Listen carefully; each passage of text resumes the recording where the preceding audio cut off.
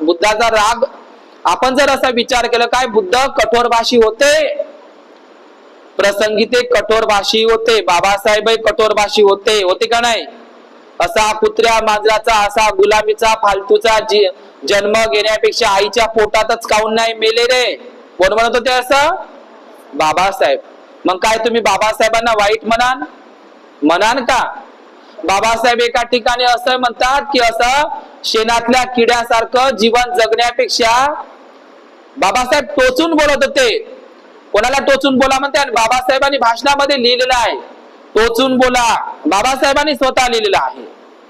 काय लिहिलंय? बाबासाहेबांनी टोचून. जे लोक धम्माचा प्रचार आणि प्रसार करतात किंवा जे लोक सतत समाजाचं काम करत असतात, त्या लोकांना बाबासाहेब म्हणते, त्या लोकांना सांगितलेलं आहे की जे लोक शिकले सवरले, आपल्या बायकोच्या साडीमध्ये, आपल्या माडीमध्ये आणि आपल्या आलिशान गाडीमध्ये जे लोक मशगूल झालेले आहे आणि जे लोक बाबासाहेबांना बेईमान झालेले आहे, आपलं घर बरं आणि आपलं दार बरं, माझे मुलं बरे, माझे मुली बरा, म्हणजे आपल्या कुटुंबाकडेच लक्ष देतो, केवळ आपल्या कुटुंबाचंच हित साधतो, समाजाशी काही घेणं देणं ठेवत नाही, तर अशा लोकांना टोचून बोला म्हणते.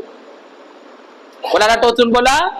जे समाजाशी काही घेणं देणं ठेवत नाही, त्याला संविधानाचं काय चालू आहे किंवा पुतळ्याचं काय विटंबना चालू आहे किंवा कुठं काय विहारामध्ये चालू आहे, या संदर्भात त्याला भान नसेल, त्याला जाणीव नसेल, तो उपकार विसरला असेल, तर जो माणूस आपल्या भौतिक सुखामध्ये आहे की नाही. म्हणून आजच्या समाजातील, आपल्या समाजातल्या लोकांनी फक्त या 3 शब्द पाठ करून ठेवले आहे. सर्वांनीच नाही हे 3 शब्द. पैसा कमवायचा कसा, हे 3 शब्द पाठ करून ठेवले लोकांनी. त्याच्या पलीकडे त्यांना काही सुचत नाही, धम्म सुचत नाही. लक्षात घ्या. म्हणून डॉक्टर बाबासाहेब आंबेडकरांनी आग्र्याला चक्की पाठच्या बुद्ध विहारामध्ये, आग्र्याचं भाषण आहे हिंदीमध्ये, जिनको आगे बढ़ने का मौका दिया, इन पढ़े लिखे लोगों ने मुझे धोखा दिया.